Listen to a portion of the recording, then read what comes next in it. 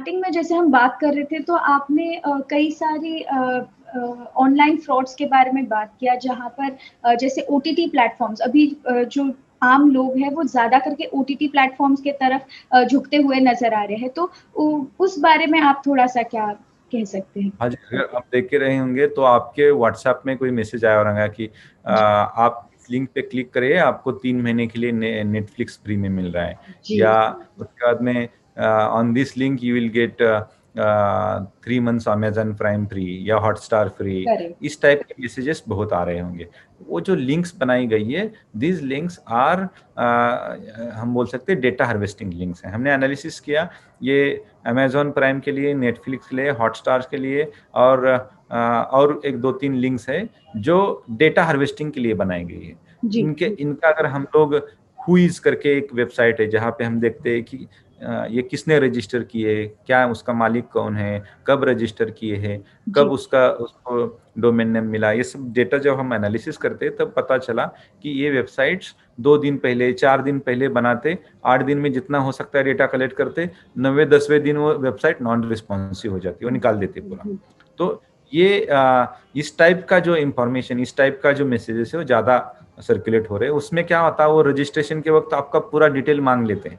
जी, आपका mobile number चला जाता है, यूजर आईडी, ईमेल आईडी। अगर आप पेमेंट के लिए 3 महीने के बाद का जो डिटेल्स दे देते वैलेट का, इसका, तो जी, वो पूरा क्रिमिनल्स के पास में चला जाता। उसका वो इस्तेमाल करके बाद में फ्रॉड करते हैं।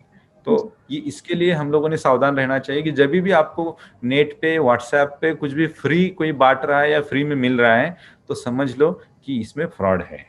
जी, क्योंकि there is no no free lunch anywhere, कोई फ्री करेक्ट, में कुछ करेक्ट। नहीं देता है।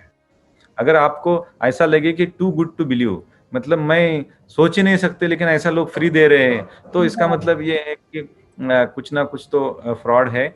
इसमें हम लोगों ने क्लिक नहीं करना चाहिए। इस टाइप की इंफॉर्मेशन बहुत जांच के उसके बाद में ही क्लिक करना चाहिए। मैं तो आपको बोलूंगा कि ये हम थंब रूम लगाना चाहिए कि ऐसा कोई मैसेज आता है तो तुरंत आप पुलिस को रिपोर्ट करिए।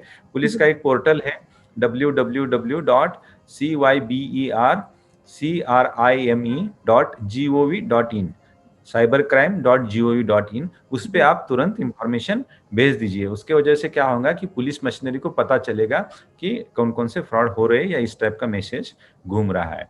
जैसे में थंब रूल ये है कि अगर कोई फ्री में दे रहा है, नॉट टू बी बिलीव्ड, इतना अच्छा ऑफर है, तो ये फ्रॉड है। जी, जी, जी।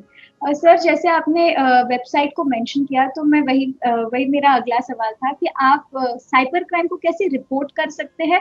और रिपोर्ट करते वक़्त आपके पास क्या-क्या एविडेंसेस होने चाहिए जिससे आपको मदद हो सके? हाँ जी, जैसे जैसे किस टाइप का भी फ्रॉड आपके साथ में हो जाता है। हो सकता जी, है कि वॉलेट के साथ में फ्रॉड हो, या ऑनलाइन ट्रांज़ैक्शंस करते वक़्त फ्रॉड हो, जी, या इंटरनेट बैंकिंग करते वक़्त फ्रॉड हो, या कुछ बेचते हो, खरीदते हो उस वक़्त में फ्रॉड हो।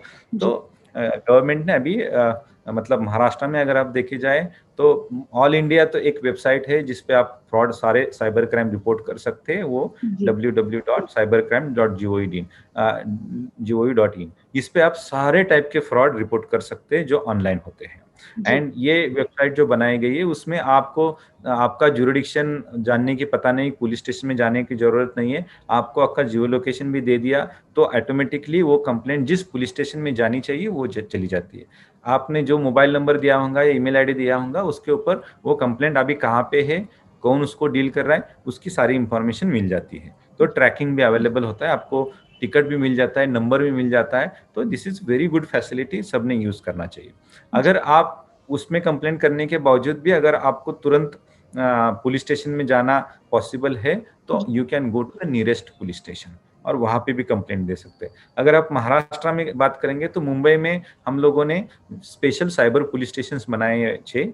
तो जी, उसमें भी आप जाके रिपोर्ट कर सकते हैं। जैसे बीकेसी में है, जैसे east region, north region, west region, south region, ऐसे 5 रीजन में भी एक एक साइबर पुलिस स्टेशन है। महाराष्ट्र का हर एक डिस्ट्रिक्ट में स्पेशल साइबर पुलिस स्टेशन बनाए गए। हर एक डिस्ट्रिक्ट में वो डिस्ट्रिक्ट का नाम के साथ में साइबर पुलिस स्टेशन है। आप ऑनलाइन भी ढूंढ सकते हैं, मोबाइल नंबर उनका, ईमेल आईडी मिल सकता है, तो वहाँ पे भी आप कंप्लेंट कर सकते हैं। ये स्पेशल साइबर पुलिस स्टेशन तो जी। 3 जगह पे आप कर सकते हैं।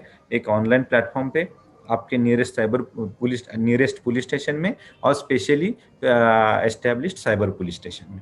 तो तीनों जगह पे आपका कंप्लेंट लिया जाता है। जी। सर और अगर आप बात करें, सॉरी, अगर आप एविडेंस की बात करें तो आपके पास में जो भी स्क्रीनशॉट रहेंगे जो आपने लिए होंगे, या फिर कुछ आपके पास में रिसिप्ट रहेंगी, या फोटोज रहेंगे, या मॉब फोटोज रहेंगे, तो वो सब आप एज ए अटैचमेंट करके अपलोड कर सकते हैं। लेकिन सबसे जरूरी बात है कि अगर आप कुछ लिखते हैं कि हाउ डज फ्रॉड हैपन, एक एप्लीकेशन टाइप, तो जल्दी समझ में आ जाता है पुलिस के या फिर जो भी लॉ एनफोर्समेंट ऑफिसर रहेगा, उसको जल्दी समझ में आ रहा है कि ये स्टोरी क्या है और क्या क्या अटैचमेंट दिया है, उसको पढ़ना क्या है। तो ये आपने कभी भी एक छोटा सा कंप्लेंट लिखना चाहिए और वो अपलोड कर देना है। उसके साथ में जो आपके पास में स्क्रीनशॉट है, फोटोज है, या ट्रांजैक्शन की डिटेल्स है, वो आप अटैच कर सकते हैं।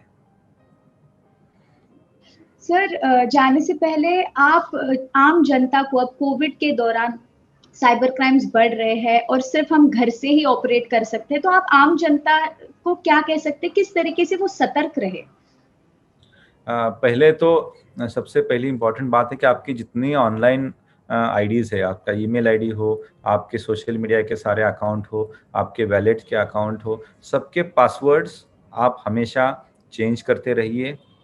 वो स्पेशल कैरेक्टर का यूज़ करिए पासवर्ड में, एंड और किसी को आप पासवर्ड्स बताते मत जाइए। ये तो पहला नियम हो गया। दूसरा, आपके जितने भी ये सोशल मीडिया के अकाउंट हो, या फिर बाकी गवर्नमेंट वैलेट के, या फिर आधार का अकाउंट हो, इसके जो नंबर्स रहते हैं उससे जब जनरेट होता है तो ओटीपी आता है। जब भी आप कोई ट्रांजैक्शन करते हैं 2 फैक्टर ऑथेंटिकेशन से, तभी ओटीपी आ जाता है। OTP is also a password, इसे वन टाइम पासवर्ड। तो ये भी एक पासवर्ड ही है, और ये पासवर्ड हमने किसी को देना नहीं चाहिए। तो ये दूसरा नियम है कि आपके पास में किसी भी कारण के लिए कभी भी ओटीपी आता है, कौन से भी सोशल मीडिया अकाउंट के लिए हो, ट्रांजैक्शंस के लिए, अकाउंट के लिए, गवर्नमेंट किसी योजना के लिए हो, तो आप वो ओटीपी दूसरे किसी आदमी के साथ में शेयर मत करिए। तीसरा जो है कि जब भी आप महिला है, बच्चे हैं या बूढ़े लोग हैं, जब इंटरनेट पे हो या ऑनलाइन शॉपिंग या ऑनलाइन ये कर रहे हैं, आप सबसे ज़्यादा वल्नरेबल ये 3 लोग रहते हैं, क्योंकि इनको बैंकिंग सिस्टम्स के बारे में, इंटरनेट के टेक्नोलॉजी के बारे में और इनके बारे में ज़्यादा बातें पता नहीं रहती है। बहुत सारे हाउस होल्ड वुमेन्स हैं, उनको भी इसके बारे में, ये टेक्नोलॉजी के बारे में पता नहीं रहता है। तो आप जब भी फर्स्ट टाइम करते हैं कोई ट्रांजैक्शन, तो आप किसी जो आदमी है या फिर जो कोई पर्सन है हु नोज दैट, उससे आप सीख लीजिए, उसके बाद में ही करिए। उससे फंसने की चांसेस बहुत कम है।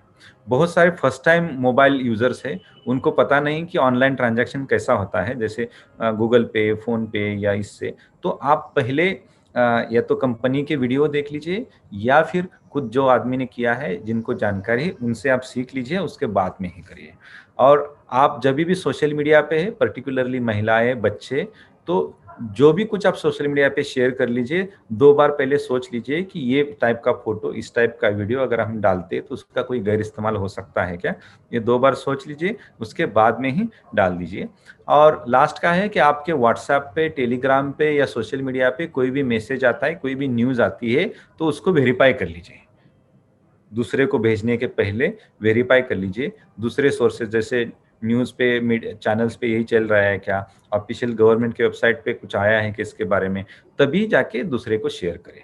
और लास्ट वाला, कभी भी कुछ फ्री में मिलता है, कभी भी कुछ फ्री है करके इंटरनेट पे आता है, तो आप सावधान रहिए कि ये आपको फंसाने की ट्रिक हो सकती है। ऐसा नहीं कि इंटरनेट पे कुछ फ्री नहीं है, लेकिन जब भी आप बिलीव नहीं कर सकते, जिसमें पैसे लगते हैं लेकिन वो फ्री मिल रहा है और आपको लिंक क्लिक करने के लिए बोल रहे हैं, तो हमेशा आपने नहीं करना चाहिए। तो these are some of the tips.